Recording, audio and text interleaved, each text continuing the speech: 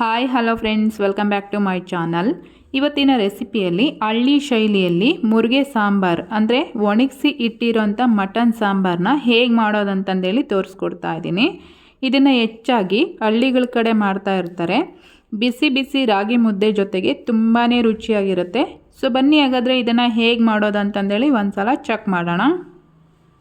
ಮೊದಲೇದಾಗಿ ನಾನಿಲ್ಲಿ ಈ ಮುರುಗೆ ಸಾಂಬಾರು ಮಾಡೋದಕ್ಕೆ ಒಂದು 400 ಗ್ರಾಮ್ ಆಗೋಷ್ಟು ಮುರುಗೆ ಅಂದರೆ ಒಣಗಿಸಿ ಇಟ್ಟಿರೋಂಥ ಮಟನ್ನ ತೊಗೊಂಡಿದ್ದೀನಿ. ಈ ಮಟನ್ ಪೀಸಸ್ನ ಈ ರೀತಿ ಒಂದು ಬೌಲಲ್ಲಿ ಹಾಕ್ಕೊಂಡು ಬಿಸಿ ನೀರು ಹಾಕಿ ಅದರಲ್ಲಿ ಒಂದು ಅರ್ಧ ಗಂಟೆ ನಾನು ಇದನ್ನು ನೆನೆಯೋದಕ್ಕೆ ಬಿಡ್ತಾ ಇದ್ದೀನಿ. ಅಷ್ಟರಲ್ಲಿ ನಾವು ಇದಕ್ಕೆ ಮಸಾಲಾನೇ ಪ್ರಿಪೇರ್ ಮಾಡ್ಕೊಳ್ಳೋಣ. ಈಗ ಒಂದು ಪ್ಲೇಟಲ್ಲಿ ಒಂದು ಈರುಳ್ಳಿ, ಒಂದು ಟೊಮೆಟೊ, ಸ್ವಲ್ಪ ಒಣ ಕೊಬ್ಬರಿ, ಹಾಗೆಯೇ ಸ್ವಲ್ಪ ಕೊತ್ತಂಬರಿ ಸೊಪ್ಪು, ಬೆಳ್ಳುಳ್ಳಿ, ಶುಂಠಿ, ಒಂದು 4 ಏಲಕ್ಕಿ, ಒಂದು 6 ಲವಂಗ, ಒಂದು 10 ಮೆಣಸು, 3 ಪೀಸ್ನಷ್ಟು ಚಕ್ಕೆ, 1 ಚಮಚ ಗಸಗಸೆ ಇಷ್ಟನ್ನು ಹಾಕಿ ಮಸಾಲೆ ರುಬ್ಕೊಂಡು ಇಟ್ಕೊಳ್ತಾ ಇದ್ದೀನಿ. ಈಗ ಮಾಡೋದು ಹೇಗೆ ಅಂತಂದೇಳಿ ನೋಡೋಣ. ಈಗ ಆಲ್ರೆಡಿ ನಾನೊಂದು ಕಡಾಯಿಗೆ ಸ್ವಲ್ಪ ಎಣ್ಣೆ ಹಾಕ್ಕೊಂಡಿದ್ದೀನಿ. ಬಿಸಿ ಆದಮೇಲೆ ಒಂದು ಈರುಳ್ಳಿನ ಈ ರೀತಿ ಕಟ್ ಮಾಡಿ ಫ್ರೈ ಮಾಡ್ಕೊಳ್ತಾ ಇದ್ದೀನಿ. ಮಟನ್ ಈಗ ಆಲ್ರೆಡಿ ಒಣಗಿರೋದ್ರಿಂದ ಅಂದರೆ ಡ್ರೈ ಆಗಿರೋದ್ರಿಂದ ಬೇಗ ಬೇಯಲ್ಲ ಅನ್ನೋದು ಇರುತ್ತಲ್ವ, ಹಾಗಾಗಿ ನಾನು ಅದರಲ್ಲಿ ಬಿಸಿ ನೀರು ಹಾಕಿ ಒಂದು ಅರ್ಧ ಗಂಟೆ ನೆನೆಯೋದಕ್ಕೆ ಬಿಟ್ಟಿದ್ದೀನಿ. ಈ ಥರ ಮಾಡ್ಕೊಳ್ಳೋದ್ರಿಂದ ಮಟನ್ ಅನ್ನೋದು ಬೇಗ ಬೇಯುತ್ತೆ ಅಂತಂದೇಳಿ. ಈರುಳ್ಳಿನ ಈ ರೀತಿ ಚೆನ್ನಾಗಿ ಫ್ರೈ ಮಾಡ್ಕೊಂಡ್ಮೇಲೆ ರುಬ್ಬಿಟ್ಕೊಂಡಿರೋಂಥ ಮಸಾಲನ ಹಾಕಿ ಇದರಲ್ಲಿ 1-2 ನಿಮಿಷ ಇದನ್ನು ಈ ರೀತಿ ಚೆನ್ನಾಗಿ ಫ್ರೈ ಮಾಡ್ಕೋಬೇಕು. ಇದರಲ್ಲಿರ್ತಕ್ಕಂಥ ಹಸಿ ಸ್ಮೆಲ್ಲೆಲ್ಲ ಹೋಗಬೇಕು. ಇದನ್ನು ಈ ರೀತಿ ಚೆನ್ನಾಗಿ ಫ್ರೈ ಮಾಡ್ಕೊಂಡ್ಮೇಲೆ ಒಂದು 1/4 ಚಮಚದಷ್ಟು ಅರಿಶಿನ ಪುಡಿ, 1 ಚಮಚದಷ್ಟು ಧನಿಯಾ ಪುಡಿ, 1 ಚಮಚದಷ್ಟು ಅಚ್ಚ ಖಾರದ ಪುಡಿ, ರುಚಿಗೆ ತಕ್ಕಷ್ಟು ಉಪ್ಪನ್ನು ಹಾಕಿ ಮತ್ತೆ ಒಂದು ಸಲ ನಾವು ಇದನ್ನು ಈ ರೀತಿ ಮಿಕ್ಸ್ ಮಾಡ್ಕೋಬೇಕು. ಕೆಲವೊಬ್ಬರಿಗೆ ಡ್ರೈ ಮಟನ್ ತಿನ್ನೋದಕ್ಕೆ ಸ್ಮೆಲ್ಲು ಹಾಗೆ ಹೀಗೆ ಅಂತಾರಲ್ವ. ಮಟನ್ ಒಣಗಿಸ್ಬೇಕಾದ್ರೆ ಅಂದರೆ ಮಟನ್ನ ನಾವು ಈ ರೀತಿ ರೆಡಿ ಮಾಡ್ಕೋಬೇಕಾದ್ರೆ ಅದರಲ್ಲಿ ಸ್ವಲ್ಪ ಅರಿಶಿನ ಪುಡಿ, ಉಪ್ಪು ಹಾಕಿ ಮಿಕ್ಸ್ ಮಾಡಿ ಈ ರೀತಿ ಮಟನ್ನ ಒಣಗಿಸಿ ಇಟ್ಕೊಳ್ಳೋದ್ರಿಂದ ಮಟನ್ ಯಾವುದೇ ರೀತಿ ಸ್ಮೆಲ್ ಬರೋದಿಲ್ಲ.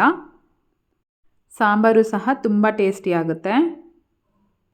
ಮಸಾಲೆ ಪುಡಿಗಳೆಲ್ಲ ಹಾಕಿದ ಮೇಲೆ ಒಂದು ಸಲ ಈ ರೀತಿ ಮಿಕ್ಸ್ ಮಾಡಿಕೊಂಡು ನೆನೆಸಿ ಇಟ್ಕೊಂಡಿರೋ ಅಂಥ ಮುರುಗೆ ಏನಿತ್ತಲ್ವ ಅಂದರೆ ಡ್ರೈ ಮಟನ್ ಏನಿತ್ತಲ್ವ ಅದನ್ನು ಸಹ ಇದರಲ್ಲಿ ಹಾಕಿ 1-2 ನಿಮಿಷ ಇದರಲ್ಲಿ ನಾವು ಮಸಾಲೆ ಒಳಗೆ ಬೇಯೋದಕ್ಕೆ ಬಿಡಬೇಕು. ಈ ರೀತಿ ಮಾಡ್ಕೊಳ್ಳೋದ್ರಿಂದ ಆ ಪೀಸಸ್ಗೆಲ್ಲ ಉಪ್ಪು ಖಾರ ಎಲ್ಲ ಚೆನ್ನಾಗಿ ಹಿಡಿಯುತ್ತೆ. ಇವಾಗ ಇದನ್ನು ಈ ರೀತಿ ಮಿಕ್ಸ್ ಮಾಡ್ಕೊಂಡ್ಮೇಲೆ ಮಸಾಲೆ ರುಬ್ಬಿರೋಂಥ ಮಿಕ್ಸಿ ಜಾರ್ಗೆ 1 ಗ್ಲಾಸ್ನಷ್ಟು ನೀರನ್ನು ಹಾಕಿ ಇದೇ ಮಸಾಲೆ ಒಳಗೆ ಸೇರಿಸ್ಕೊಂಡಿದ್ದೀನಿ. ಹಾಗೆಯೇ ಇದ್ರ ಜೊತೆಗೆ 1 ಗ್ಲಾಸ್ನಷ್ಟು ನೀರನ್ನು ಆ್ಯಡ್ ಮಾಡ್ಕೊಳ್ತಾ ಇದ್ದೀನಿ ನಾನು. ನಮಗೆ ಈ ಮಟನ್ ಸಾಂಬಾರು ತಿಕ್ನೆಸ್ ಎಷ್ಟು ಬೇಕೋ ಅಷ್ಟನ್ನು ನೋಡಿ ಹಾಕೋಬೇಕಾಗುತ್ತೆ.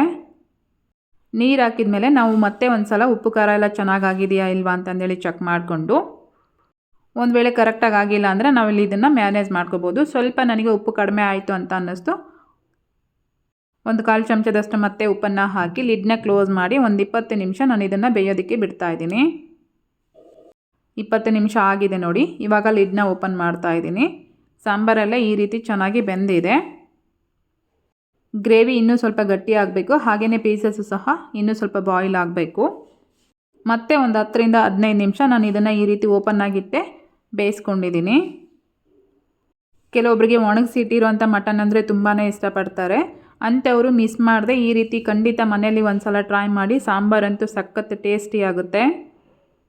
ಮತ್ತೆ ಒಂದು 15 ನಿಮಿಷ ನಾನು ಇದನ್ನು ಬೇಯಿಸ್ಕೊಂಡಿದ್ದೀನಿ. ಫೈನಲ್ ಆಗಿ ಮುರುಗೆ ಸಾಂಬಾರು ಈ ರೀತಿಯಾಗಿ ರೆಡಿಯಾಗಿದೆ. ನಾನು ಬಂದುಬಿಟ್ಟು ರಾಗಿ ಮುದ್ದೆ ಜೊತೆ ಸರ್ವ್ ಮಾಡ್ತಾ ಇದ್ದೀನಿ. ಸೊ ನೋಡ್ತಾ ಇದ್ದೀರಲ್ವಾ ಎಷ್ಟು ಕಲರ್ಫುಲ್ಲಾಗಿದೆ ಅಂತ. ನೀವು ಒಂದು ಸಲ ಮನೇಲಿ ಈ ರೀತಿಯಾಗಿ ಟ್ರೈ ಮಾಡಿ, ತುಂಬಾ ರುಚಿಯಾಗಿರುತ್ತೆ. ಸೊ ನೋಡಿದ್ರಲ್ವಾ ಇವತ್ತಿನ ರೆಸಿಪಿ ಇಷ್ಟೇ. Thank you.